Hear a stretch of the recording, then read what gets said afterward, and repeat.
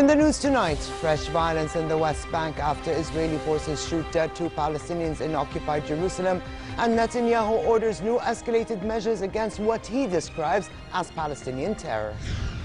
Romanian Prime Minister Victor Ponta holds talks with His Majesty the King in Amman and co-chairs a meeting with Abdullah Mansour on boosting economic cooperation in various sectors.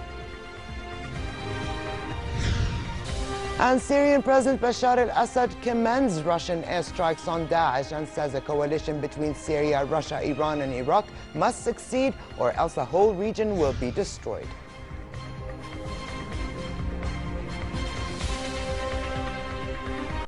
Good evening and welcome to a new edition of the news. Here are the details. A fundraising campaign organized by the University of Jordan, Al-Quds University and Munib Al-Masri Foundation was launched in support of the holy city of Jerusalem and its Palestinian residents. The campaign comes in the wake of violence in the city after Israeli forces shot dead 2 Palestinians in occupied Jerusalem within the past 12 hours. This report has more on the day's developments. Violence has taken over the streets of Jerusalem in retaliation to continuous Israeli violations of Islam's third holiest site, Al-Aqsa Mosque. Within the past 24 hours, 4 people have died, 2 Israelis and 2 Palestinians. Yesterday, a Palestinian man stabbed and killed 2 people near the Lions Gate in the Old City before being shot dead by police. Immediately following the attack, Israeli soldiers evacuated the Aqsa Mosque compound and arrested at least 40 worshippers. And just a few hours later, early this morning, another Palestinian knife man roamed the streets before being killed by Israeli police. In what is described as a precautionary measure, Israel intensified restrictions on entry into Jerusalem and deployed thousands of officers to allow entry only to Israeli and Jerusalem residents, business owners, school children, and men over 50. They didn't let me in because there is a lot of problems here in Jerusalem because of the security situation. They don't let us to get in the old city. In the wake of the attacks, Israeli politicians criticized the government of Prime Minister Benjamin Netanyahu's handling of security in the country, prompting the Israeli Prime Minister to call an urgent cabinet meeting today. In West Jerusalem, a couple of dozen peace activists staged a protest in front of Benjamin Netanyahu's residence, calling on the Israeli Prime Minister to resume talks with the Palestinians to ease tension. The protesters chanted slogans and held up pro-Palestinian banners. No action is being taken by the government to protect the people of Jerusalem. It will be based on a much harder and harsher security measures on the one hand, and on the other hand, to reach an agreement between us and the Palestinian people. Israeli police and Palestinians have clashed frequently in Jerusalem and the West Bank, but the recent tensions have raised Israeli fears of a greater escalation, with some speculating a third intifada on the horizon. Nancy Khair for the news at 10. And in a fresh provocative move just in, Israeli Prime Minister Benjamin Netanyahu ordered new measures against Palestinians, including the destruction of what he dubbed as terrorist homes. He said Israel is at war to death with, quote, Palestinian terror, unquote. In a televised statement, Netanyahu said new escalated measures include the acceleration of destruction of Palestinian homes, whom he described as belonging to terrorists. Here at home, His Majesty the King discussed with Romanian Prime Minister Victor Ponta ways of bolstering bilateral ties, particularly in the economic field, through enhanced cooperation in the agriculture and information security sectors, as well as military industries and civil defense. His Majesty briefed Ponta on investment opportunities in Jordan as a gateway to regional markets. The meeting also reviewed the humanitarian crisis facing the people of Syria amid international efforts to find a way out of the conflict in the country. In this respect, His Majesty and Ponta reiterated the need for the international community to provide much-needed support to host communities of Syrian refugees. Ponta said Romania, as member in the European Union, intends to take on a bigger role in Mideast issues, calling for increased international support to Jordan as host of more than 1.5 million Syrian refugees. A meeting of senior officials from both the Jordanian and Romanian sides convened to review areas of joint cooperation between the two countries. Prime Minister Abdullah Ansur and visiting Romanian Prime Minister Victor Ponta co-chaired the meeting, in which the two sides also discussed ongoing events in the region, namely the Palestinian issue and the Syria crisis, with a focus on the refugee situation. And Foreign and Expatriate Affairs Minister Nasser Jude met with his Romanian counterpart, Bogdan Arusco, who is part of a delegation visiting the kingdom.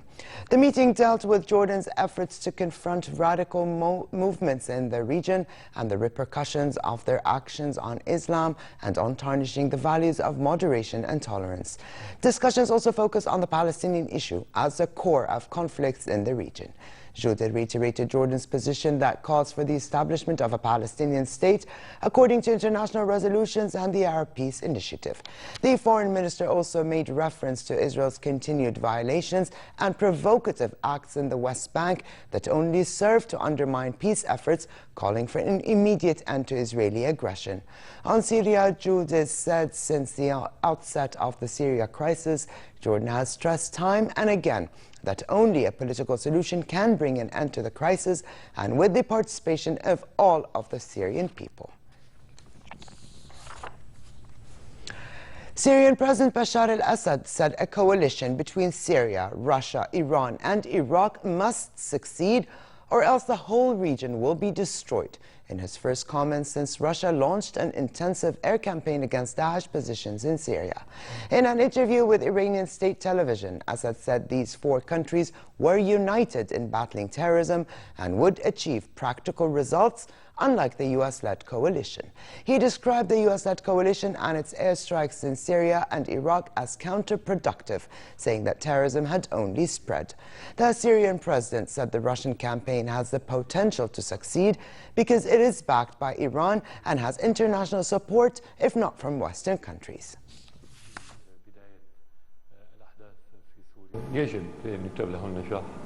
Success should be written for this alliance, otherwise we are facing the destruction of the whole region, not just one or two countries, and we are sure of this. But the support of some countries for some terrorist organizations will undoubtedly make the price high. If these countries joined the alliance truly and honestly in order to fight terrorism, at least through stopping the support of the terrorists, this will speed up the results that we all hope to see. To see a Syrian being transformed into a refugee is something very painful, and it may be a black spot in the history of Syria that we will mention for many decades and centuries. But what is more painful is the refugees problem being taken advantage of by Western countries. Meanwhile, in its latest strikes in Syria, Russian planes flew 20 sorties and struck 10 Daesh targets in the past 24 hours. Aerial footage released by the Russian Defense Ministry showed operations in the northwestern Syrian town of Jisr al-Shughur and Ma'arat al-Nu'man, south of the town of Idlib, and several explosions hitting targets on the ground. In its statement, the ministry said airstrikes resulted in disrupting Daesh control system, the terrorist group's supply lines, and also caused significant damage to the infrastructure used to prepare acts of terror. It said the strikes hit targets in Idlib and Raqqa provinces, including a terrorist training camp and a suicide belt factory. The strikes, which it called Pinpoint, have also destroyed 3 ammunition stores and 4 Daesh command centers. Russia's airstrikes against Daesh in Syria continue despite some Western criticism. Britain's foreign minister described Russia's involvement in Syria as a classic asymmetric warfare by propping up President Bashar al-Assad while saying it is attacking Daesh. Philip Hammond said Russia's support for Assad will drive all opposition groups into the hands of Daesh. He said Russia needs to accept there are rules in the system and one cannot resort to military force every time they don't get their way. With anyone who wants to join us in this struggle, including shown that we have the reach the capability and the determination to hunt you down. We will defeat you and your vile ideology no matter how long it takes. And we will work with anyone who wants to join us in this struggle, including Russia. But if Russia wants to fight ISIL, it cannot at the same time support Assad. And Turkish President Tayyip Erdogan echoed the same view as Britain and said the Russian airstrikes were unacceptable and warned they were a grave mistake. Also speaking in Istanbul was head of Yarmouk Army, part of the Southern Front rebel alliance that controls areas of southwestern Syria, who said the Russian airstrikes meant the war would go on longer, fuel extremism and draw more foreign fighters to Syria.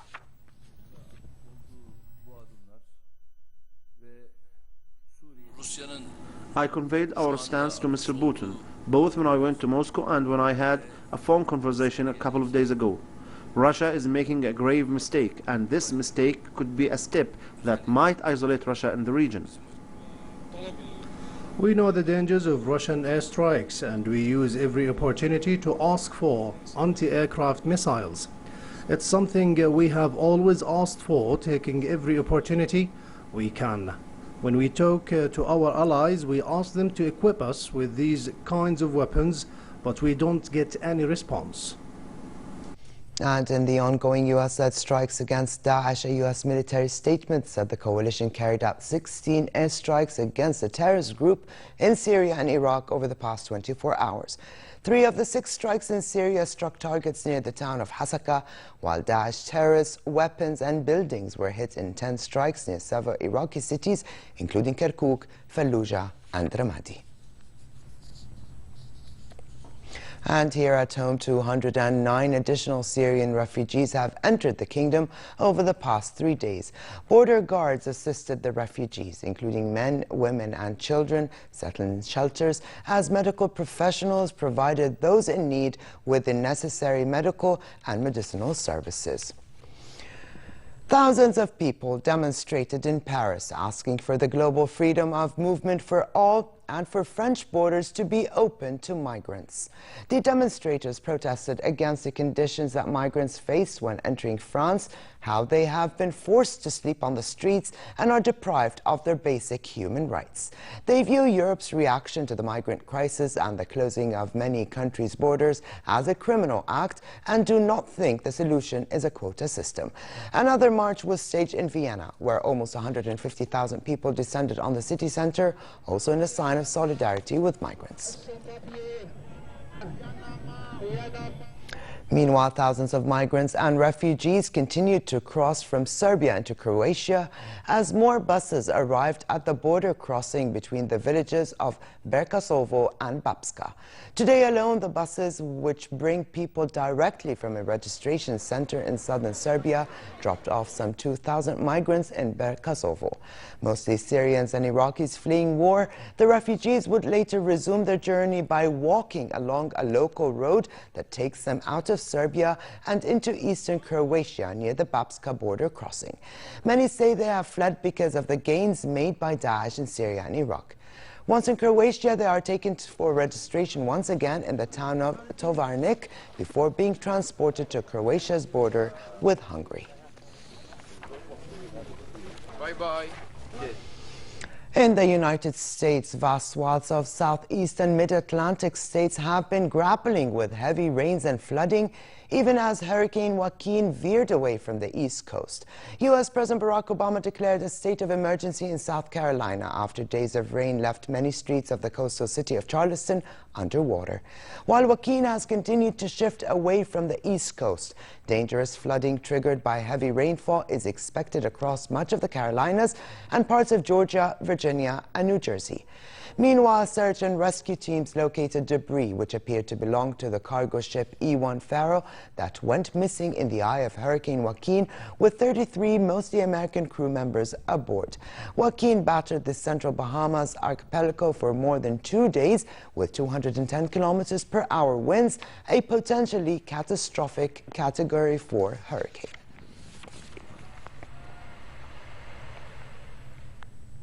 Violent storms and flooding have hit southeastern France, causing deaths with reports of people missing.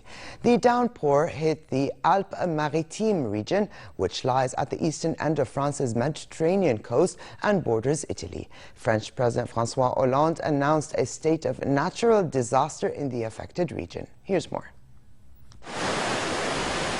Flash floods in the French Riviera have killed at least 13 people and left several others missing, officials said on Sunday. This after more than 7 inches of rain fell in a 3-hour torrential downpour. In Cannes, famous for its annual film festival, the train station flooded. Surging water swept cars away, and drivers had to think quickly to escape.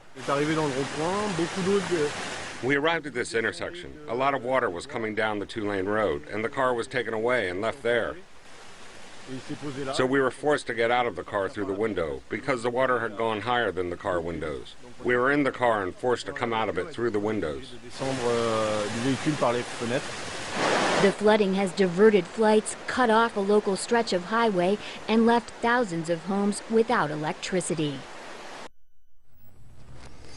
But in the French capital, Paris, the show went on. Kenza displayed its Spring-Summer 2016 collection at the Paris Fashion Week, which was about a global traveler exploring a new environment and picking up new items to wear. The collection saw models wearing over-the-knee massage shoes and multi-shaped belt bags. Baggy patent Sparta-like sandals with lattice detail were some of what the show had to offer. The collection included looks linked by a distinct shade of mustard yellow, clear lines, and bags fastened with circular carbineers. Also on the catwalk were lots of dreamy shades of blue, clashing prints and multiple small belt bags in triangular and circular shapes. The final look saw a long billowing gown, pleats and frills mixed with clashing prints.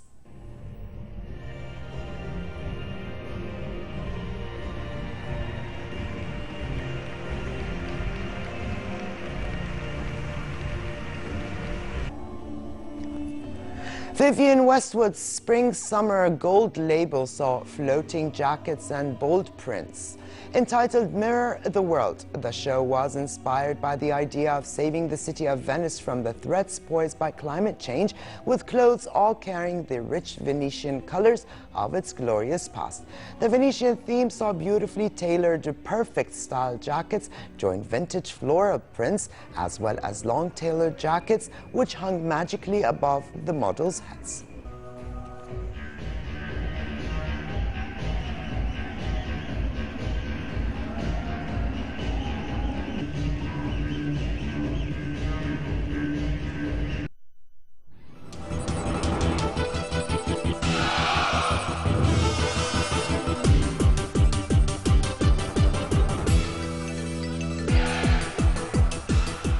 We begin with the rally of France and Corsica that saw Finland's Jari-Matti Latvala capture his 3rd victory of the season with Volkswagen.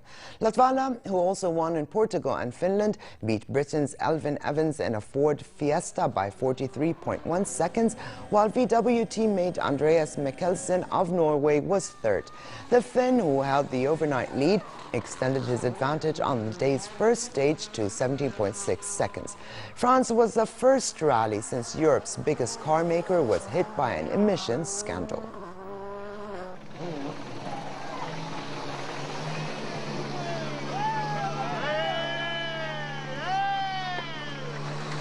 We haven't had, let's say... Dimitris Kyrisandis of Greece was crowned champion at the Red Bull Art of Motion 2015 finals, winning the title for the 2nd straight year. DK scored an impressive free-running victory on a challenging natural track in picturesque Santorini, packing 10 nearly flawless tricks into his run. He collected 467 points out of a maximum 600 points in the finals. Pavel Putkins from Latvia took 2nd place and Canada's Jesse Peveril 3rd.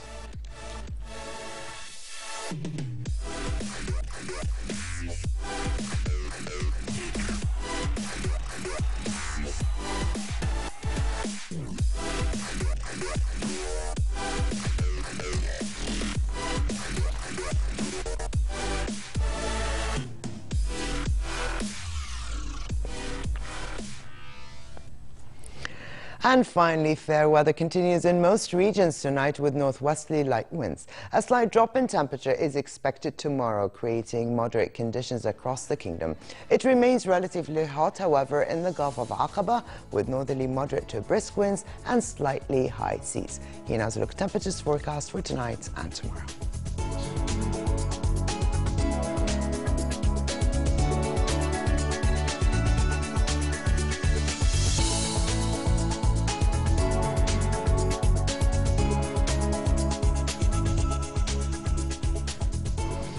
And to close, here's a reminder of the day's top stories. Fresh violence in the West Bank after Israeli forces shoot dead 2 Palestinians in occupied Jerusalem, and Netanyahu orders new escalated measures against what he describes as Palestinian terror. Romanian Prime Minister Victor Ponta holds talks with His Majesty the King in Amman and co-chairs a meeting with Abdullah Ansur on boosting economic cooperation in various sectors.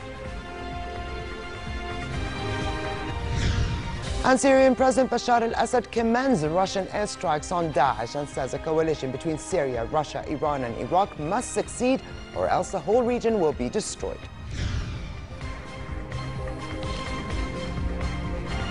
And with this, we come to the end of this edition of the news. I'm Ali Tuqan. Thank you for joining us and have a good night.